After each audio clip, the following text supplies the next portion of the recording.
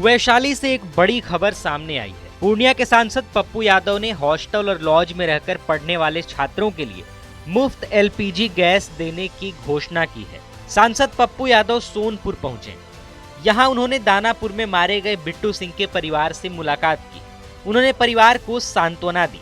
बताया गया कि कुछ दिन पहले दानापुर में बिट्टू सिंह की पीट कर हत्या कर दी गई थी। इस दौरान पप्पू यादव ने कानून व्यवस्था को लेकर सवाल उठाए। उन्होंने कहा कि बिहार में यह साफ नहीं है कि सरकार कौन चला रहा है। उन्होंने आरोप लगाया कि राज्य में सुरक्षा व्यवस्था कमजोर हो गई है। एलपीजी गैस की स्थिति पर भी उन्होंने अपनी चिंता जताई।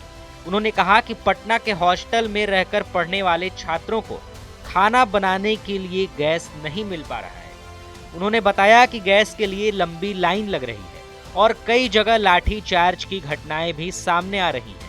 पप्पू यादव ने घोषणा की कि पटना में पढ़ाई कर रहे छात्र छात्राएं जिनके पास छोटा गैस सिलेंडर और कॉलेज का पहचान पत्र है, उन्हें मुफ्त एलपीजी गैस दी जाएगी। उन्होंने कहा कि इसके लिए छात्रों को कोई पैसा नहीं देना होगा और यह सुविधा उनकी ओर से दी जाएगी।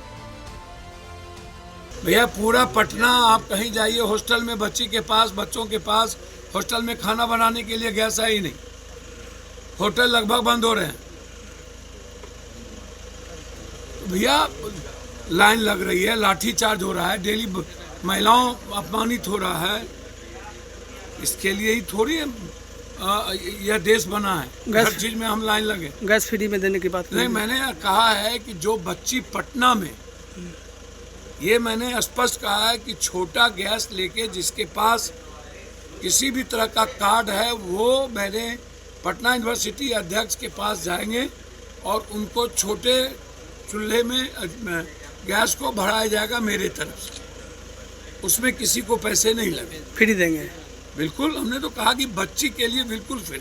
आपको बता दें कि जो छात्र खुद खाना बनाते हैं उनके पास अक्सर एक ही गैस सिलेंडर होता है। सरकार ने गैस की कमी और कालाबाजारी रोकने के लिए अब 2 बुकिंग के बीच 25 से 45 दिनों का अनिवार्य अंतर रख दिया है। ऐसे में अगर छात्र का छोटा सिलेंडर जल्दी खत्म हो जाता है तो उन्हें तुरंत रिफिल नहीं मिल पा रहा है। साथ ही घर से दूर रहने के कारण उनके पास पक्के पते का प्रमाण न होने से नया गैस कनेक्शन लेने या सरकारी नियमों का लाभ उठाने में देरी हो रही है। भारत में वर्तमान में एलपीजी की कोई बड़ी किल्लत नहीं। हालांकि पिछले कुछ समय में पश्चिमी एशिया के तनाव और लाल सागर के रूट में बाधा आने से आपूर्ति में थोड़ी अस्थायी कमी जरूर आई थी। इस वजह से कुछ इलाकों में डिलीवरी में देरी और पैनिक बुकिंग देखने को मिली थी।